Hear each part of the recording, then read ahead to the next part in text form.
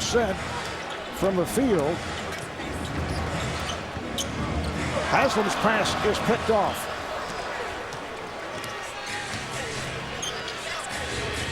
Hill watched by Chalmers.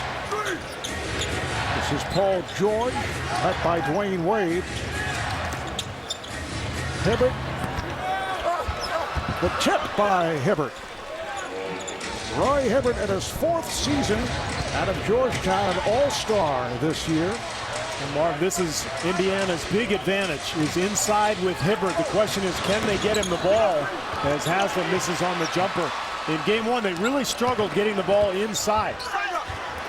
James got it inside, but Kuriev turned back. George met by James. Haslam fronting the post. There's Turioff, so here comes the weak side help. Everybody all over Hibbert, but he gets the hook shot to go. This is an Indiana team that went 42-24 in the regular season, 3rd in the Eastern Conference. Wade tried to go glass.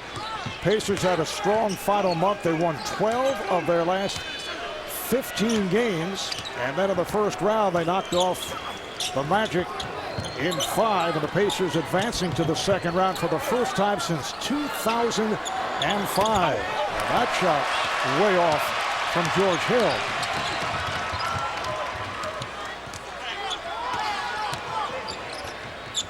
Haslam, who has not shot well, knocked down his first attempt. That's a great sign for Miami, Marv, because Chris Bosh is their best outside shooting big man. Haslam has to fill that role and knock down some perimeter shots to soften up defenses that undoubtedly are going to pack the paint. West, yes. David West, in his first year as a member of the Pacers after 8 seasons with New Orleans. It's all about movement for Indiana. That was the talk after game 1. Marv, they got very stagnant. Miami's defense is so good. You have to get them on the move. You have to make them rotate several times. And that wasn't the case in game 1. Shot clock down to 3. Off the steal. Granger cut off from the angle by Wade, and a foul on Wade.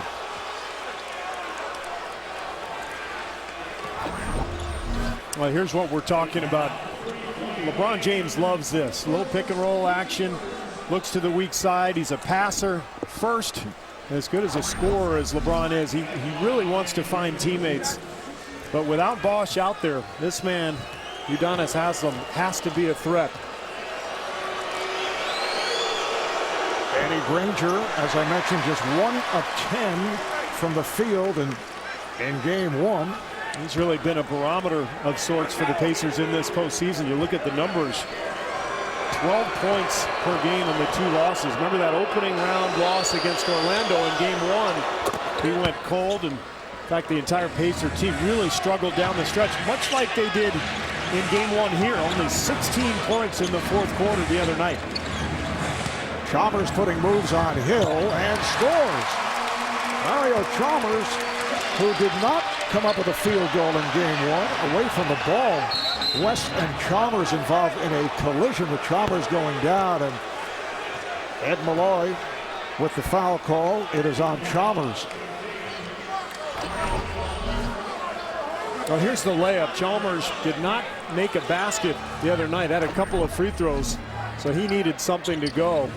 Meanwhile, at the other end, just a little collision, but nice ball movement here for the Pacers. Nice pass inside. Hibbert keeping it alive. Hibbert able to reach for it. Hibbert is fouled. So right at the start, Roy Hibbert is controlling the boards. It was fouled by Kuriev. Well, the whole key for Indiana is just getting him the ball in the first place. Miami spent the entire game 1 fronting him, harassing him, making it very difficult for the Pacers to get the ball inside. But already now, with a couple of nice sets and an offensive rebound here for Hibbert, he's doing a nice job of establishing his presence down on the block. 71% free throw shooter during the regular season. Steve, his parents introduced him to basketball after they tried to get him to play tennis, then golf, and then the piano. I guess he made, was 4th? Yeah, I guess he made the proper choice eventually. Did they realize he was really tall? Not that there's anything wrong with the piano or golf or tennis. LeBron James. So the Pacers now lead at 9-6. going to be a tough series for Danny Granger, just having to chase LeBron around at one end and then have LeBron guard him at the other. George thought he had the angle and then tried to chase it down. It's deflected out of bounds. So the ball back to Miami.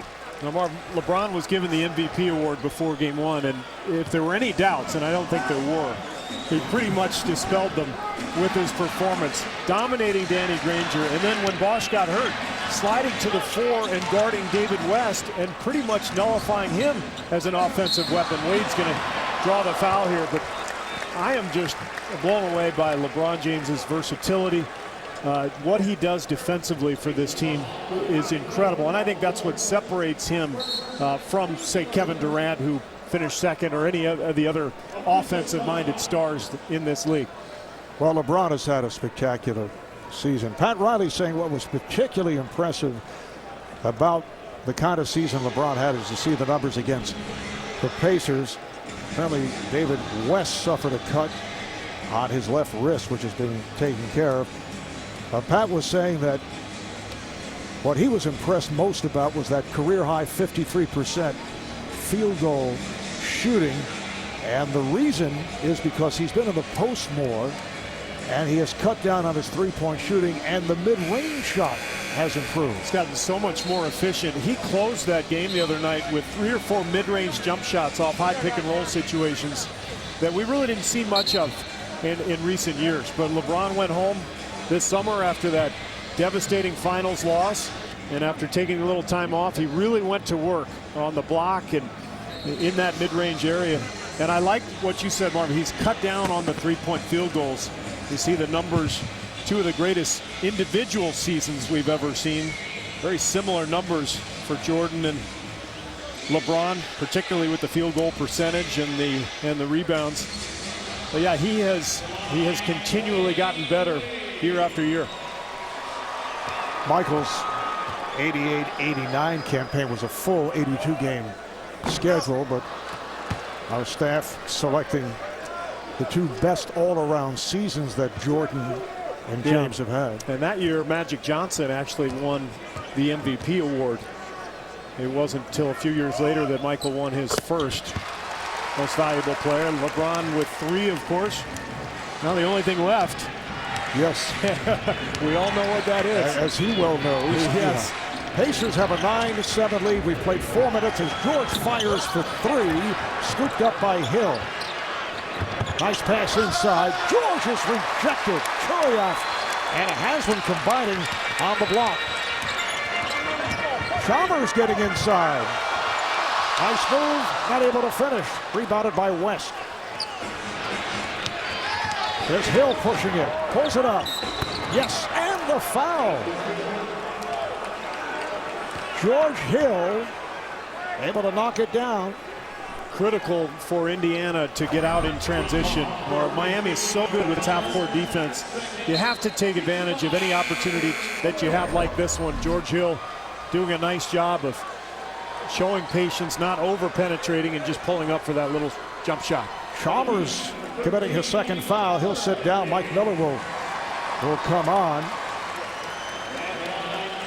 So LeBron will basically go to the point now, and then subsequently move to the power forward position on the next substitution once Kurioff or Haslam goes out. So the guy is, what can he do?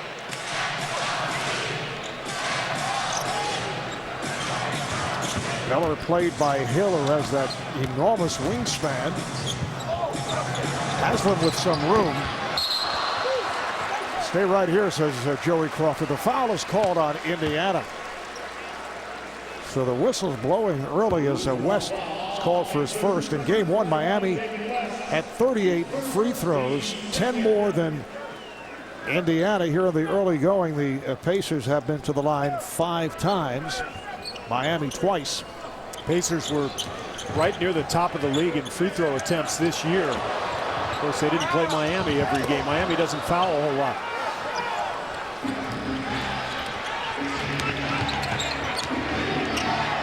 Hill played by Miller. James is on Granger, gets the step.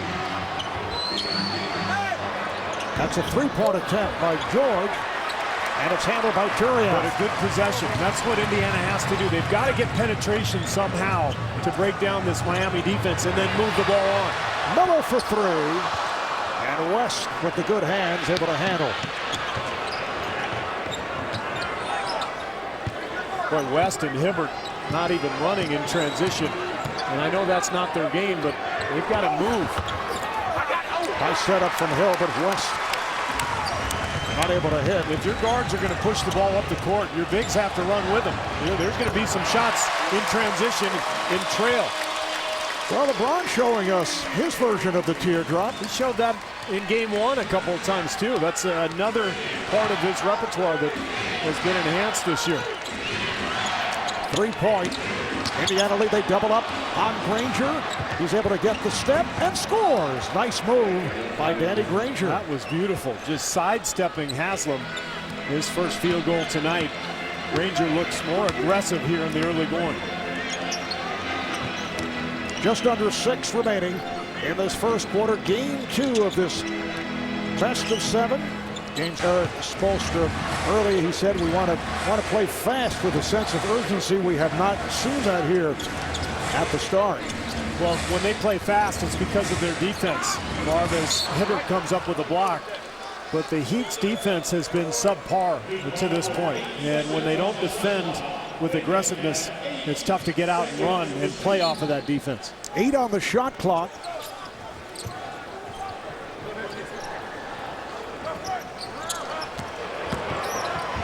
Wade got the step. Oh, what a move. Well, this is that small lineup, Marv, with LeBron at the 4. And the difference now is you get more floor spacing and you get more attacking from both LeBron and Wade. So Indiana has to tighten up defensively here with this particular lineup. Leandro Barbosa has just come on, and he is stripped last touch by James. Look how much space there is on the right-hand side of the floor as you see Dwayne Wade go right around Barbosa, but nobody at the rim to protect because everybody was spaced on the other side of the floor. 2 on the shot clock. Hibbert lost it, and it is a 24-second violation. Barbosa replacing Paul George, who went 0 for 5 in the early moments. Kind of an offense-defense equation for Vogel. Barbosa the better offensive player. The problem is he's not the defender that George is, and that's a tough matchup. Beautiful pass from LeBron James to Ronnie Turiaf.